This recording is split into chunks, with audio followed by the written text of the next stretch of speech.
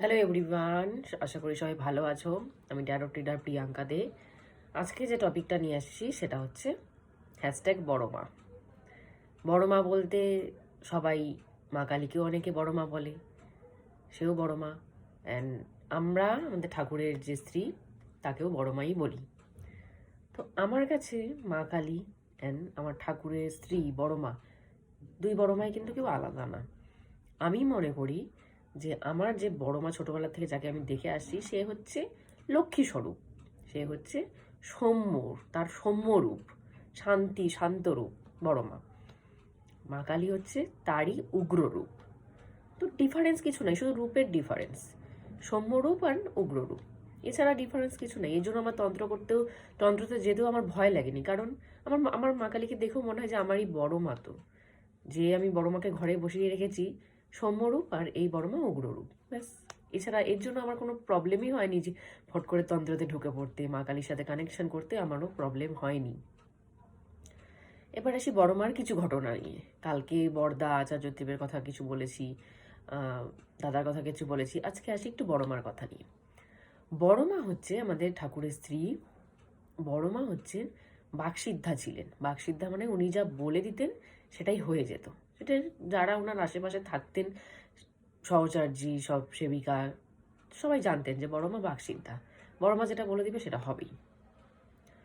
তো একজন বড় মা তো নর্মাল, যারা যারা ফটো দেখেছে বড় মা সবাই সাদা লাল পাড় শাড়ি পরা নর্মাল একজন ঘরের মহিলা, গৃহবধূ, নর্মাল সাজ তার। তো একজন যারা পরিচারিকা ছিলেন, তার সহায়তা করতেন, রান্নাতে ঘরের কাজে সহায়তা করতেন, তাদের মধ্যে একজন পুরুষ, অনেকেই তো কাজকর্ম করতেন, নারী পুরুষ সবাই কাজকর্ম করতেন ঠাকুর বাড়িতে, এখনো অনেকেই কাজকর্ম করে। তো একজন পুরুষ ভাবলেন, তারই সেবক, যে বড় মা কি সত্যিই লক্ষ্মীর প্রতীক, মানে বড় মা কি সত্যিই লক্ষ্মী? কারণ বড় মা দেখতে তো নর্মাল সাধারণ গৃহবধূর মতো, সবাই বলে বড় মা লক্ষ্মী, বড় মা লক্ষ্মী। তো বড় মাকে সত্যি লক্ষ্মী নাকি সবাই বলে, মানে এটা উনি ভাবছেন। উনি বড় মাকে তো বলার সাহস নেই, উনি নিজে মনে মনে ভাবছেন বড় মা কি সত্যি লক্ষ্মীর অবতার, ভাবছেন। তো বড় মা ওই টাইমে রান্নাঘরে রান্না করছিলেন। তো উনিও ওই টাইমে ঘরে ছিলেন, রান্নাঘরে কোনো সবজি টবজি নিয়ে এসে বড় মাকে দিয়েছেন, আর এটা উনি ভাবছেন। বড় মাকে বলছে বড় মা আমি আসি, সবজি দেওয়া হয়ে গেছে। উনি সিঁড়ি দিয়ে নিচে নামছেন, এটা ভাবতে ভাবতেই নামছেন। উনি নেমে দেখছেন যে নিচে সিঁড়ি দিয়ে নামা হয়ে গেছে, উনি বেরোচ্ছেন, বেরোতে গিয়ে দেখছেন বড় মা আসছেন। উনি ফট করে না থতমত খেয়ে গেছেন, বড় মাকে তো উপরে দেখে আসলাম রান্নাঘরে রান্না করছেন, নিচে কোথার থেকে বড় মা আসলেন। উনিও হাঁটছেন, বড় মা সামনে দিয়ে আসছেন, বলছে কি রে, তো সবজি বাজার হয়ে গেল? বলে হ্যাঁ বড় মা হয়ে গেছে, আমি তো উপরে দিয়ে আসলাম। বলে ঠিক আছে যা। উনি না, বড় মা চলে গেলেন, পাস করে গেলেন, আর উনি না থতমত হয়ে গেছে যে এটা কিভাবে সম্ভব, আমি তো এখনই বড় মাকে উপরে দিকে আসলাম, বড় মা নিচে কোথা থেকে আসলেন। উনি আবার রিটার্ন করেছেন, টান করে একদম উপরে, আবার রান্নাঘরে দেখছেন একদম বড় মা যেরকম রান্না করছিলেন, বড় মা রান্না করতেছেন। উনি বড় মার মুখের দিকে হাঁ করে তাকিয়েছেন যে এটা কি হলো। বড় মা তো মনের কথা তো বুঝে গেছে। বড় বড় মা উনাকে জিজ্ঞেস করছেন, কি রে হাঁ করে দেখছিস কি, মনে যে চিন্তা ভাবনাটা ছিল সেটা অ্যান্সার পেলি? উনি মানে থতমত খেয়ে বড় মার পায়ে শুয়ে পড়েছে।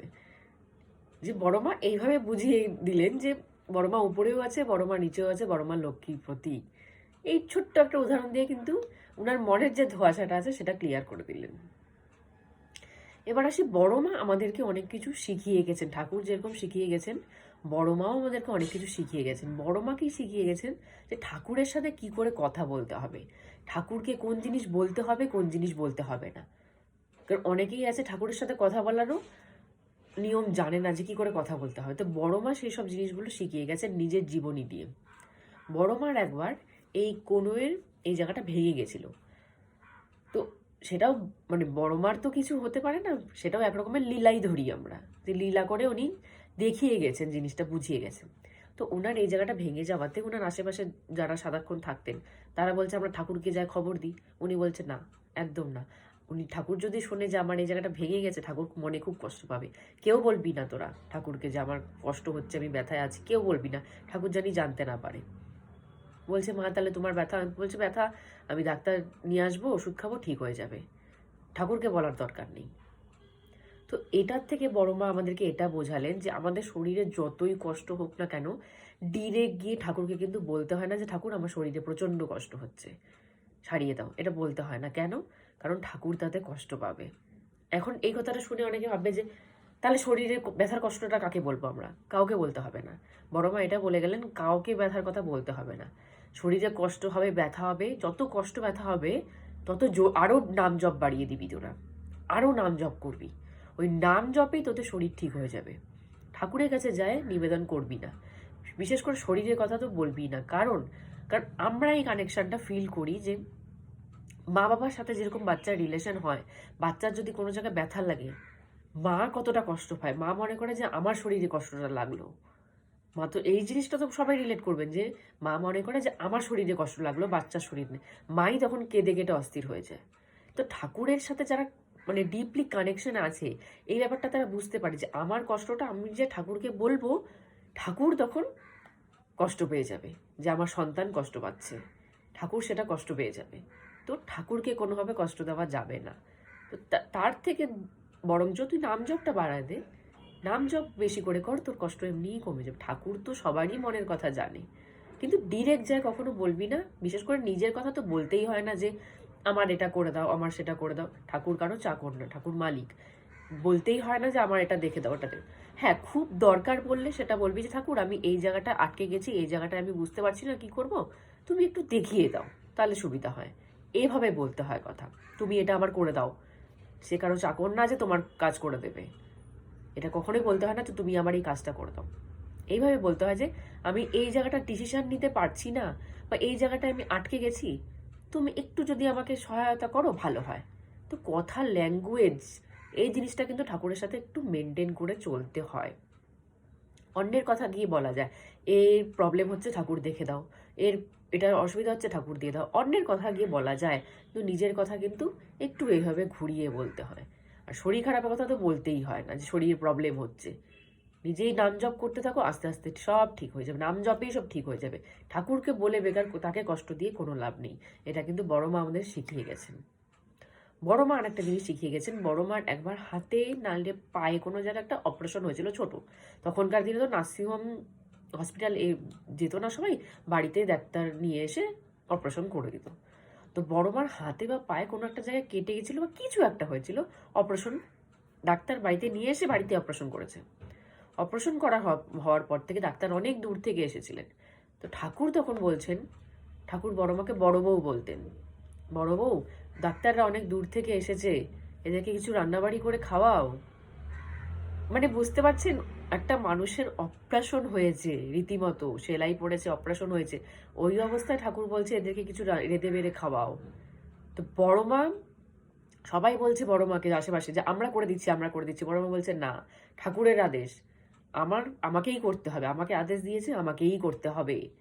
সবাই বলছে তোমার তো ব্যথা শরীর, বলছে কোনো অসুবিধা নেই, কোনো অসুবিধা নেই, ঠাকুর জানে তো আমার অপারেশন হয়েছে, আমার শরীরে সেলাই পড়েছে, ঠাকুর জানে ব্যাপারটা। তবুও যখন ঠাকুর আমাকে আদেশটা দিচ্ছে, তার মানে কিছু ব্যাপার আছে, আমাকেই রেঁধে বেঁধে খাওয়াতে হবে এদেরকে, তোরা সহায়তা কর, রাঁধবো আমি। তো সেই ব্যথা সেলাই নিয়ে সেদিনকাই বড় মা রেঁধে বেড়ে ডাক্তারদের খাইয়ে তারপর বিদায় দিয়েছে। এর থেকে বড় মা কি শেখালো আমাদেরকে, যে ঠাকুরের আদেশ সেটা আমরা কোনোভাবে ফেলতে পারি না। এরকম আমাদের অনেক সিচুয়েশন আসে লাইফে যে শরীর প্রচন্ড অসুস্থ, ঠাকুরের কাজ করতে পারছি না, তবুও করতে হবে। শরীর অসুস্থ বলে, শরীর টানছে না বলে যে ঠাকুরের কাজ বন্ধ করে দেবো, তা করা যায় না। ঠাকুরের কাজ কোনো সময় বন্ধ করা যায় না। উপর থেকে সে বুঝতে পারছে যে তোমার শরীরের অসুবিধা, সবকিছু সে বুঝতে পারছে, কিন্তু ঠাকুরের আদেশে কোনো সময় না করতে হয় না। তোমার শরীরের কন্ডিশন যেরকমই হোক না কেন, ঠাকুরের আদেশে কোনো সময় না করতে হয় না। কারণ ঠাকুর বলে গেছেন, ঠাকুরের আদেশ যদি একদম পয়েন্টে পয়েন্টে কেউ যদি মেনে চলে, তার মুক্তির পথ, তার মোক্ষের পথ এমনিই খুলে যায়। সে তোমার শরীর যাই থাকুক না কেন, তুমি যদি, সেও তো পরীক্ষা করে দেখবে না যে তোমার অবস্থা খারাপ, তোমার শরীরের কন্ডিশন খারাপ, তারপরেও তুমি তার আদেশটা পালন করছো কি করছো না, সেও তো দেখবে। একটা গানের লাইনে আছে, লেতা হে ভগবান পরীক্ষা সবসে প্যারে ভক্ত কি, একটা গানের লাইনে আছে যে সব থেকে কাছের হয় না ঠাকুরের, তা ঠাকুর তাকেই বেশি পরীক্ষা কিন্তু নেয়, তাকেই কঠোরভাবে একদম নিপুণভাবে পরীক্ষা নেয়। যে তোর শরীর খারাপ, তারপরেও আমি আদেশটা দিচ্ছি, আমি দেখবো তুই শরীর খারাপ নিয়েও আমার আদেশটা পালন করিস কি করিস না। ঠাকুর কিন্তু এগুলো চেক করে, কিন্তু যারা খুব কাছের হয় ঠাকুরের চেক করে। ওই জন্য শরীরে কষ্ট থাক যাই থাক, ঠাকুরের আদেশ কোনো সময় ফেলা যাবে না। ঠাকুরের আদেশ যদি একবার পালন করা যায়, সেখান থেকেই মুক্তির দরজা কিন্তু শুরু হয়ে যাবে খোলা। কারণ ঠাকুরের জন্য যদি আমরা কিছু করি না, ঠাকুর সেটার ফল 3 গুণ দিয়ে দেবে। এরকম না যে আমরা কষ্ট নিয়েও করছি, সে দেখলো না, সেটা হবে না। সে দেখলো যে সে কষ্ট নিয়েও এই কাজটা করেছে, সে রিটার্নে না প্রচুর ডবল জিনিস দিয়ে দেবে, প্রচুর ডবল জিনিস দিয়ে দিবে। বিশেষ করে মুক্তির রাস্তা খুলে দেয় সে, মেন যেটা জিনিস, মোক্ষের রাস্তা খুলে দেয়। তো বড় মা এইসব জিনিস